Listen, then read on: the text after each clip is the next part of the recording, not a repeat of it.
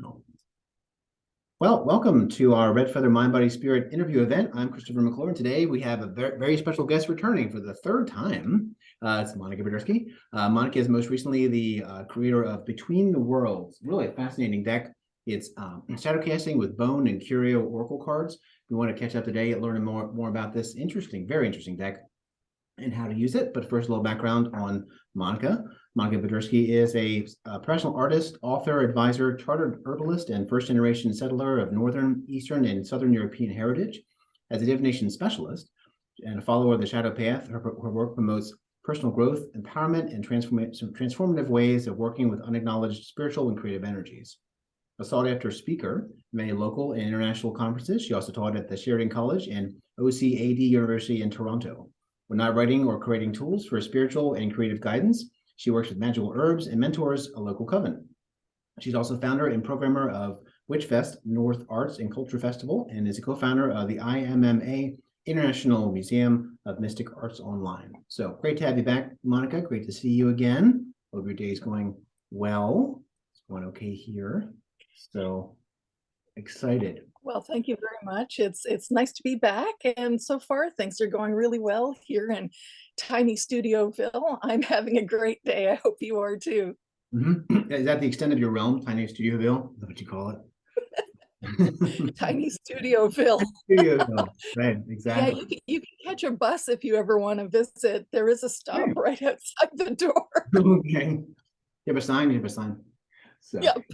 Look forward to it. Put on my next itinerary when I'm out in Toronto area, Canada. Okay. So this is a very different title for you with us. We've done our Shadowland Tarot and Shadowland Lenormand previously, but Between the Worlds is a really neat follow-up, I think, to what we have done together. So I'll just start at the beginning. What exactly is Bone and Curio casting, for those who don't know? What is it? Yeah, simply, it's a method of divination using a variety of natural and man-made objects, such as bones, coins, shells, small charms or beads.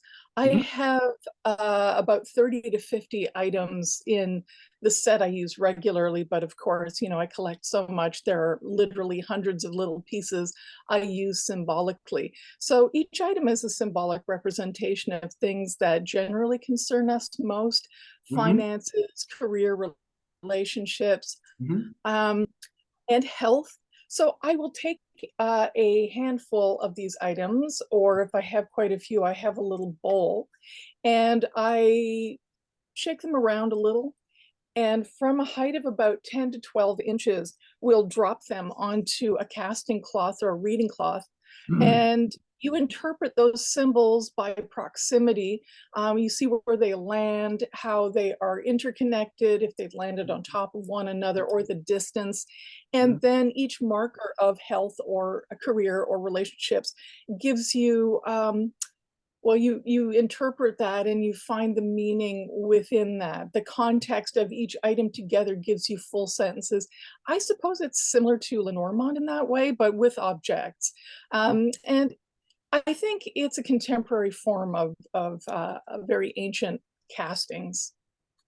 Right, exactly. Yeah, it's kind of like what's old is new again. I'm seeing more of the casting in general, and I think it's a great way to kind of like, well, first of all, it's less messy than having all these different little things there, but still an effective tool for divination there and different, really. So interesting stories on how these came into being. They're very unique, kind of, well, they're both unique to you, I think, but also universal at the same time.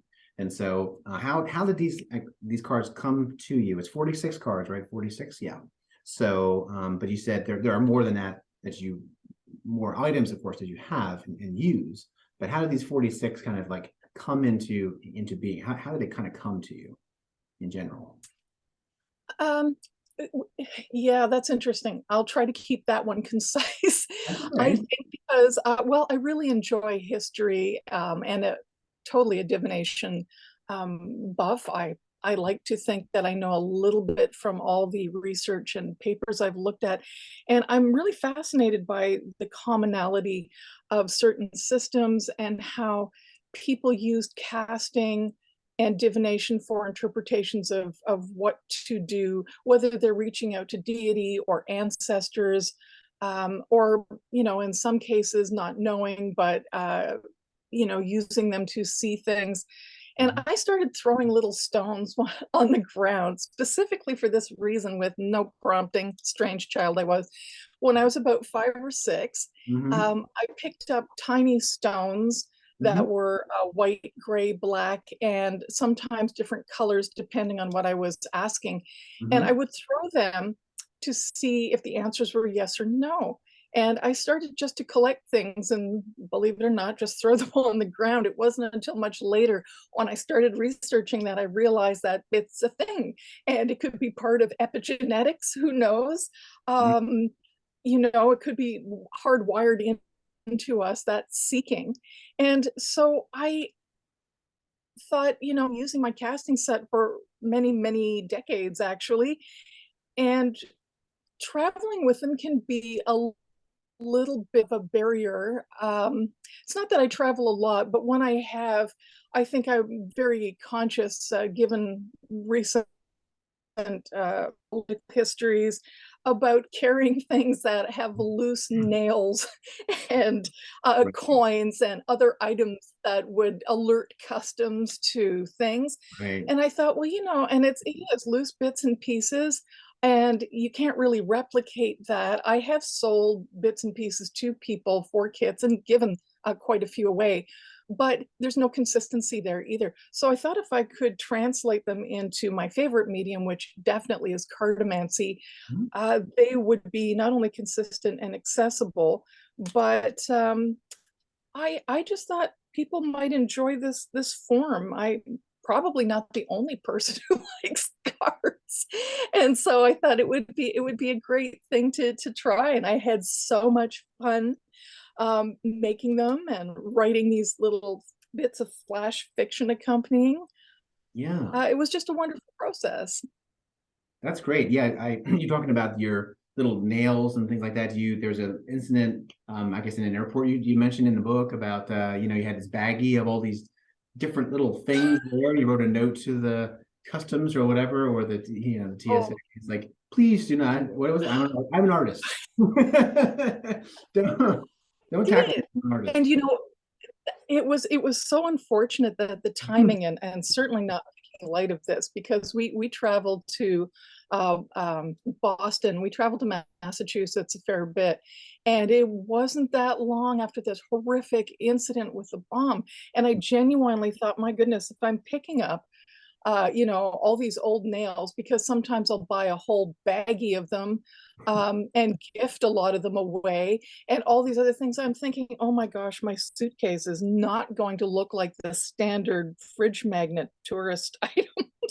So I'd better leave my business card proving, look, I'm an artist, look at my website, I do make things, and just leave them a note just to be uber polite. That's probably a Canadian thing, but I got through with no issues there. And I just, after that, it really made me think, I still like to use the system, but how can I make it more portable? Exactly. No, and I think it's a brilliant synthesis of the time-honored traditions and things that you've been doing all your life, it sounds like, too, and have kind of grown in your understanding of the whys. And of course, cartomancy right now is quite popular. It's very, for tarot and Ramon oracles in general. And this kind of fuses those kind of like systems together again in a very portable system, as well. So, so the title then, what the Between the Worlds? What does it mean actually to kind of walk between the worlds? What's the title exactly mean? How does that? What's the reference? Um, it is a term, and it's one I've used for quite a long time. I'm not really sure of its origin. I've heard many people use Mm-hmm. that terminology, and Mm-hmm. I use it in the context of walking or moving spiritually between the worlds of the living and the dead, specifically for the purpose of obtaining information. I do that to obtain information for myself and for others. Mm-hmm. And it is a divination, not necessarily using anything. So the tool becomes secondary. Some people may use tools for doing that, and others may not. Some people may meditate and move between worlds that way. I think it's referencing feeling very comfortable traveling between mundane and magical realms, even the conscious and subconscious. And it's about sometimes occupying that liminal space in between worlds. Um, it's not always an easy walk. Sometimes you get sort of stuck in the middle. A term for that within Wiccan and magical history in Britain is being a hedge rider.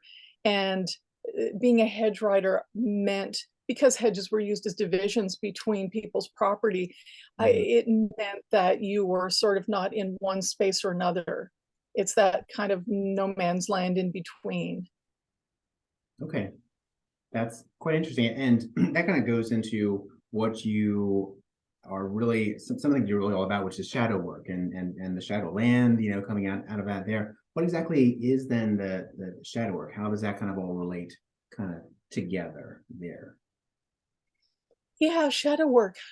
That is, well, it's a theory. Again, I'll be fairly concise with this. It's because I don't want to pretend that I'm a psychologist or have been trained in this. This is just my own research.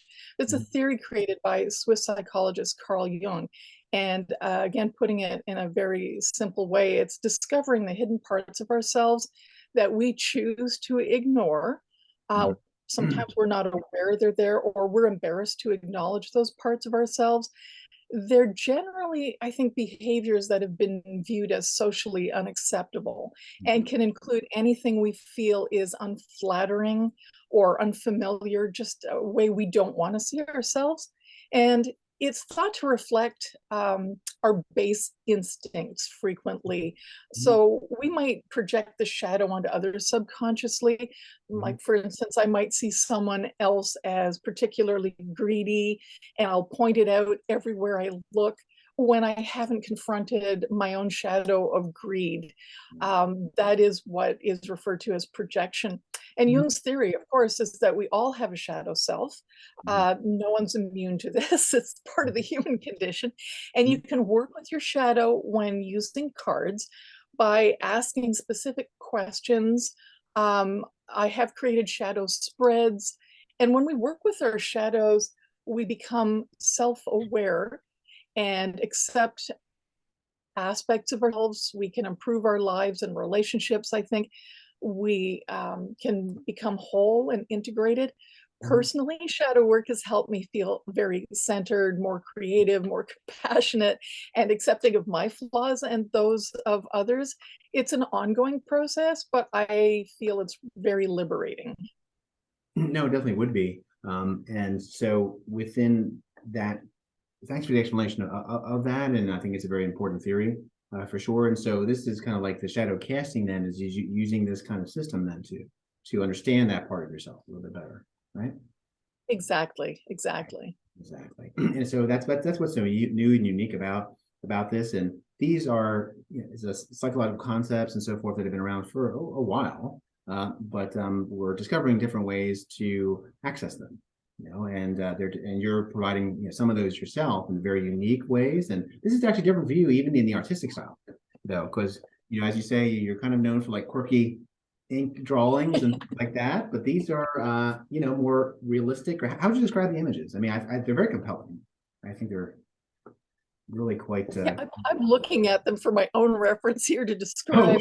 yeah. Which images? Well, they're pen and ink drawings with watercolor, and I wanted to make them somewhat ethereal.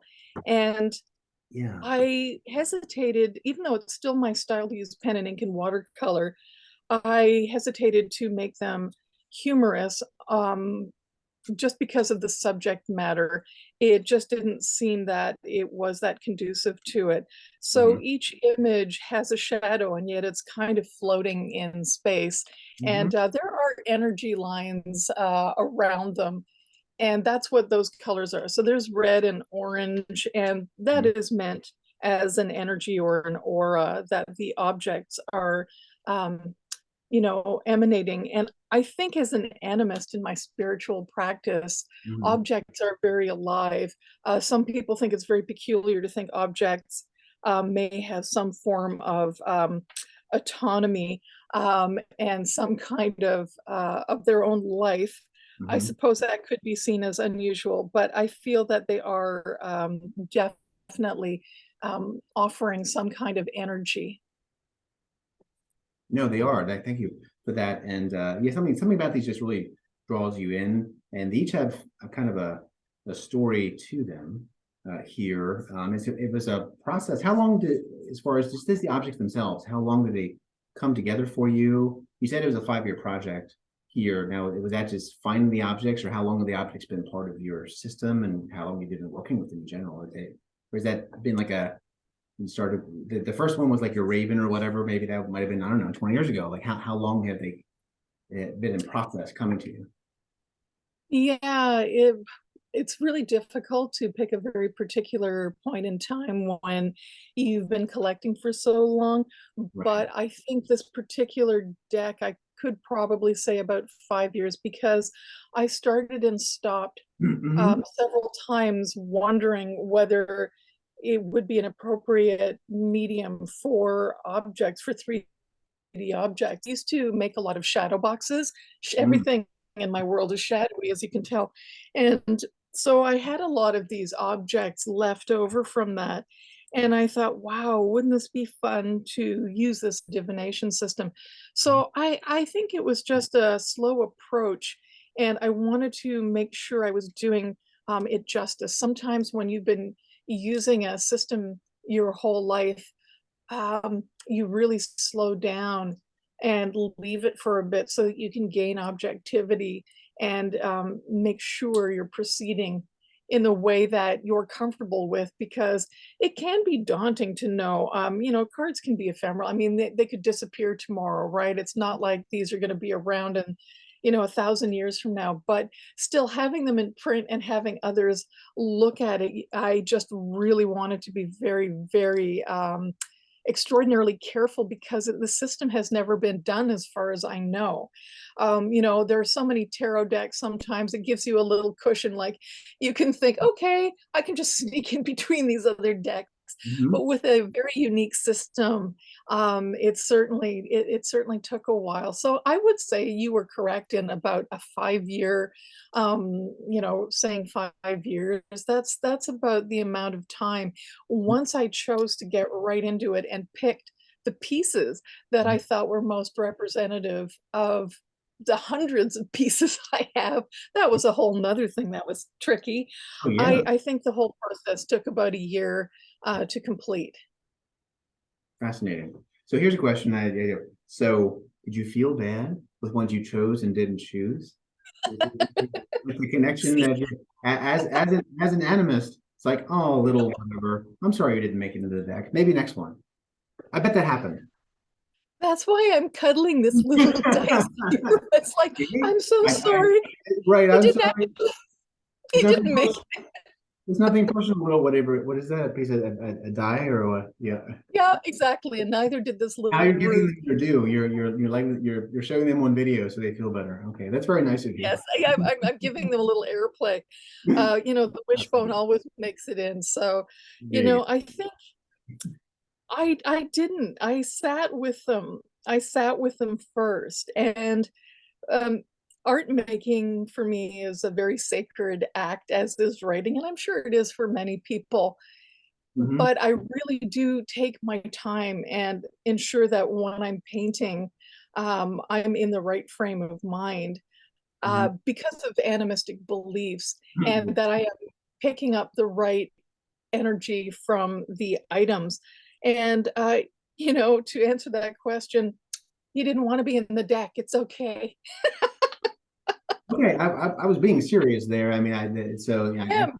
I'm I for am serious. I I, ask objects how they communicate, if they have their own energy, as well as being conduits for ancestral voices. right. So it can get very complex that way. But no, some objects I don't think they're feeling the way that you and I would, in all seriousness. The energy they may give off is uh, strong or not as strong Right. or very insistent. Like to me, it's more like feeling an urgency or a necessity for something to be included, or the energy's not really there. And I realized after in paying attention and separating these items that they in fact did cover all the areas that I wanted to cover, Mhm. and the ones that didn't, there was a lot of overlap and there was a lot of reiteration, so it worked out pretty well. Good, good. So it sounds like you're really happy with the ones that did make it in. And no, you actually really explained that process very thoroughly and very well. So thanks a lot. So with You're this here, welcome. there's so much to it. I mean, the book itself is really fantastic and has some unique elements to it in that it has a story to it. Each card, it's like a quick card. So there's a narrative. So then you have the item and its history too, and you have advice, and then you have a message too. So it really each one is you can basically like build like a little relationship personally. Each person can, not just beyond the you as a creator, can with these objects too by imbuing it with these different layers of meaning there too, which is I think a really great idea. What made you how did it come into being the idea of the story? Let's go about that. The story aspect. What's how did that? Um, I've always been a storyteller, and I realize that when I give readings to people or if I'm offering advice, I Mhm, frequently give a story for context mhm, because it seems to make more sense to people and it does fill in gaps and offer multiple layers, as opposed to something that is very, I guess, not cut and dried, but very straightforward and maybe a little bit restrictive to me because the message is a line or there are just five keywords, and people interpret things so differently based on their experiences, their age, their culture, uh, that I think storytelling is a way to reach more people and it's more accessible and nuanced. So I have heard from a couple of people who've read them that it kind of changed the way they were looking at the interpretation, which is a good thing. That's what I was hoping. I'm right. hoping that it will resonate in a more individual way. Exactly.